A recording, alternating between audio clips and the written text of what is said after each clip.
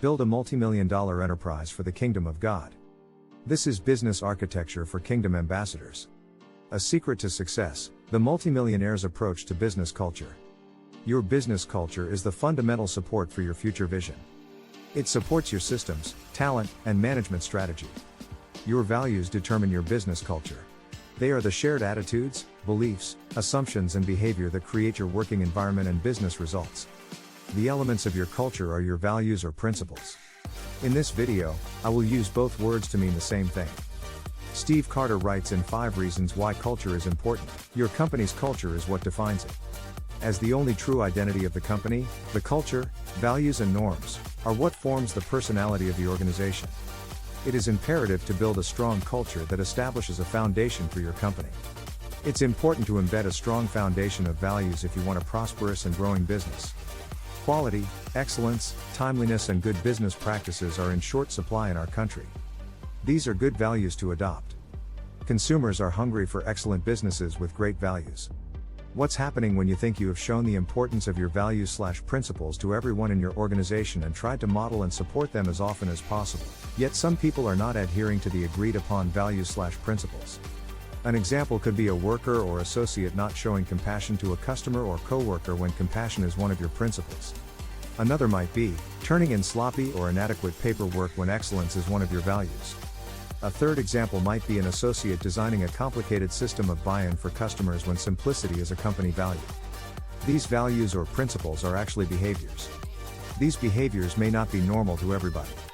In most cases, they must be learned. Therefore, the first action to take is to analyze your hiring, training, and coaching systems. Are they effective? These are the first systems that can protect and build your desired business culture. Design your hiring process to include a test of talent and values. Open-ended, situational questions with follow-up questions are great for determining life habits. The answers will show examples of your principles in action or not. Ensure that your training system is adequate and thorough. This is time-consuming to design and implement, but it is critical to a smooth-running organization. You will prevent many personal problems if your training system is well designed. Your coaching system is related to how you train, but it's different. Coaching is done in small increments over time. It's like a follow-up plan that modifies and reinforces business behavior until your organization principles are ingrained into the new hire. This takes time. This will also ensure a smooth-running organization. I'm sure that's what you want. The second action you can take is to continuously embed your principles in your systems. As you make changes or improvements, measure them against your adopted values. Observe all aspects of your systems in action and evaluate them. Examples of where you can continuously embed your principles are in performance management, promotions, employee recognitions, associate relationships, suppliers, clients, etc. Your internal and external communication systems will be everyday channels for your values. Are your communications timely and clear? Do they reflect all of your principles? A third action you can take is to walk the talk. This is it, no matter what else you try to do. Make sure your principles are what you truly believe. In Tips About How to Walk Your Talk by Susan M. Heathfield, we see some great guides to walking the talk. Model the behavior you want to see from others. There is nothing more powerful for employees than observing the big bosses do the actions or behaviors they are requesting from others.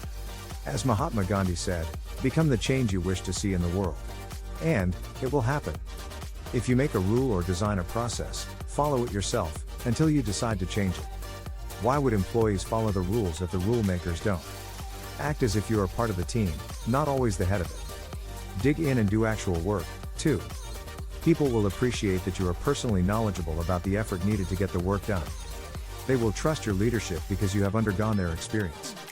Help people achieve the goals that are important to them, as well as the goals that are important to you. Make sure there is something for each of you that will result from the effort and work. Do what you say you're going to do. Don't make rash promises that you can't keep. People want to trust you and your leadership. Build commitment to your organization's big goal. You do have a big, overarching goal, don't you? Other than to make money, why does your organization exist? Use every possible communication tool to build commitment and support for the big goal, your organization's values, and the culture you want to create. This includes what you discuss at meetings, in your corporate blog, on your intranet, in social media, and so forth. Susan Heathfield. The fourth and final action you can take is to keep an internal voice of victory and stay enthusiastic. The change you want to see takes time and persistence. Hopefully, your mission/purpose is so exciting until enthusiasm is easy to keep. The enthusiasm that you show will be copied by your affiliates. This leadership perspective is critical for the realization of your future vision. Lead like the king you already are. This is business architecture for kingdom ambassadors. Influence the 7 mountains of power with your kingdom-based enterprise. Gain superior skills and knowledge at www.geniuscoretraining.com. Thanks for watching.